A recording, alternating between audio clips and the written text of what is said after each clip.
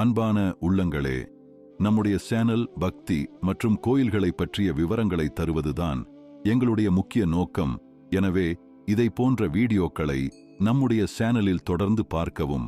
நமது இந்த வீடியோவை நீங்கள் கடைசி வரை பார்த்து லைக் செய்வதன் மூலம் நீங்கள் எங்களுக்கு அளிக்கும் ஊக்கம் நாங்கள் மேலும் வளர வழி செய்வதாகவும். எனவே நமது வீடியோக்களை லைக் மற்றும் ஷேர் செய்யவும், நமது சேனலை சப்ஸ்கிரைப் செய்யவும் மறக்காதீர்கள். மேலும் இனிவரும் வீடியோக்களில் நீங்கள் விரும்பும் சுவாரஸ்யமான ஆத்மார்த்தமான நிகழ்ச்சிகளை காணலாம். வாங்க இப்ப வீடியோக்குள்ள போகலாம். இன்று நாம் பார்க்க போகும் கோவில் எட்டுக்குடி முருகன். இந்த சிலை வெடிக்கும் போது மிக உயிர் துடிப்புடன் அமைந்து ஆறுமுகனின் உடலில் அக்னி ஜூவாலயம் உண்டானது. திடீரென சிலைக்கு உயிர் வந்து முருகன் அமர்ந்திருந்த மயில் பறக்கத் தொடங்கியது. அப்போது அங்கிருந்த மக்கள் மயிலை எட்டிப்பிடி என கூச்சலிட மயிலை பிடித்து சிற்பியிடம் கொடுத்தனர். சிறப்பு பெற்ற திருத்தலம் மயிலின் நகத்தில் அந்த சிற்பி சிறிது மாறுதல் செய்ததும் மயில் பறப்பது நின்றதாம். பின்னாளில் எட்டிப்பிடி என்ற அந்த வார்த்தையே எட்டுக்குடி என்று மருவியதாக வரலாறு.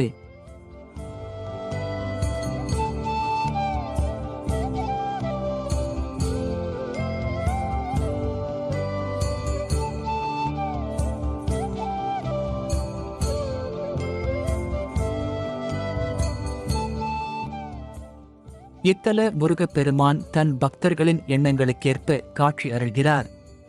முருகனை குழந்தையாக பார்த்தால் குழந்தையாகவும், இளைஞனாக பார்த்தால் இளைஞனாகவும், முதியவராக பார்த்தால் முதியவனாகவும் காட்சி புரிவதாக பக்தர்களால் கூறப்படுகிறது. எட்டுக்குடி முருகரை தரிசித்து அவருக்கு மலர் மாலை சூடி வேண்டினால் வறுமை நீங்கும். முருகனின் திருவுருவத்தில் சந்தனம் பூசி வழிபட்டால் உடல் நலம் பெருகும். குடும்பத்தில் பிரச்சனை நிலவுபவர்கள் இத்தல முருகனுக்கு பொது வஸ்திரம் வழங்கி வழிபட்டால் பிரச்சனைகள் நீங்கி மகிழ்ச்சியான நிகழ்வுகள் அரங்கேறும் என்பது இத்தல நம்பிக்கையாக உள்ளது.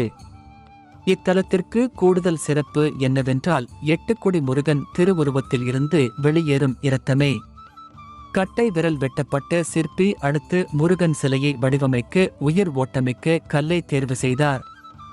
அந்த கல்லிலேயே முருகனின் சிலையையும் மயிலையும் செதுக்கி வடித்துக் கொண்டு இருந்தார்.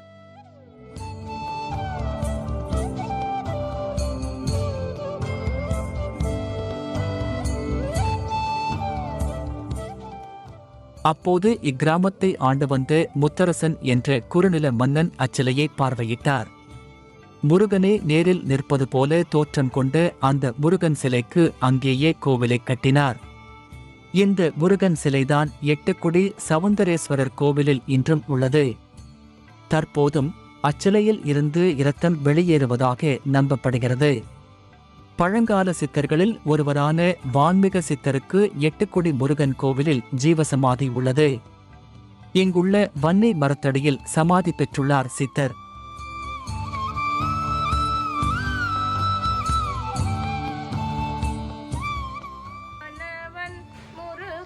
தமிழானவன் தேனானவன் தென்றல் காற்றானவன் முருகன் தாயானவன்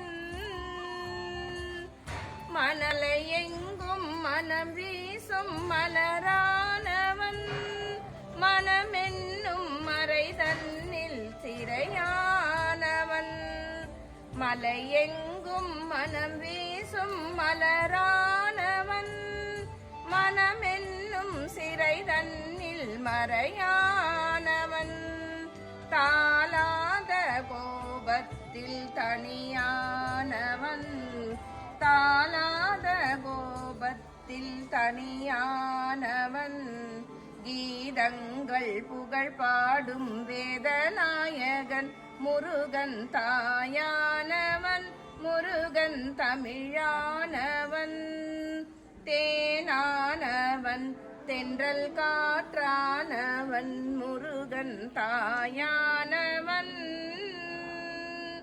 சொல்லோடும் பொருளோடும் இருப்பானவன் சுகராக சுபோகத்தில் நடப்பானவன் சொல்லோடும் பொருளோடும் இருப்பானவன் சுகராக தாளில் நடப்பானவன் தாளாத கோபத்தில் தனியானவன் தாளாத கோபத்தில் தனியானவன் வேதங்கள் புகழ் பாடும் வேதநாயகன் முருகன் தாயானவன் முருகன் தமிழானவன் தேனானவன் தென்றல் காற்றானவன் முருகன் தாயானவன். வெற்றிவேல் முருகனுக்கு அரோகரா. அன்பான உள்ளங்களே, நமது இந்த வீடியோவை கடைசி வரை பார்த்த உங்கள் அனைவருக்கும் நன்றி. இந்த வீடியோவினால் உங்கள் மனம் மற்றும் ஆன்மா மகிழ்ச்சி அடைந்திருந்தால் எங்கள் வீடியோக்கு ஒரு லைக்கும் எங்கள் சேனலை சப்ஸ்கிரைப் செய்யவும் மறக்காதீர்கள். மீண்டும் இதை போன்ற பயனுள்ள ஒரு வீடியோவில் சந்திக்கலாம். அன்பு உள்ளங்களே, கவனமாக இருங்கள். உங்கள் வாழ்க்கை உங்கள் கையில். வாழ்க வளமுடன்.